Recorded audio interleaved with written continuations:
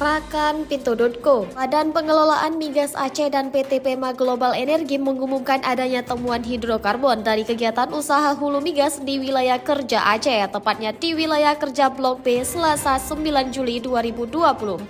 Kepala BPMA Toku Muhammad Faisal menyampaikan keberhasilan tersebut berkat dukungan dari pemerintah Aceh dan kerja keras PT Pema Global Energi serta dukungan masyarakat sehingga kegiatan operasi berjalan dengan lancar. Pada tahun 2023, BPMA telah menyetujui usulan PT PGE dalam melakukan pemboran eksplorasi 3 sumur, yaitu Arun A55A, Raya C1A, dan Arun A72A. PT PGE mulai mempersiapkan pemboran 3 sumur untuk mencari cadangan minyak dan gas di 3 lokasi dalam Kabupaten Aceh Utara. Lokasi pertama sumur A55 berada di kawasan Desa Mampre dan Desa Ampe, Kecamatan Syamtalira Aron, Aceh Utara. Selanjutnya lokasi kedua yaitu sumur Raya C1A di Desa Medang Ara, Kecamatan Baktia. Adapun lokasi ketiga sumur A72 di kawasan Desa Tanjung Krung Pasai yang berada di Kecamatan Syamtalira Aron, Aceh Utara.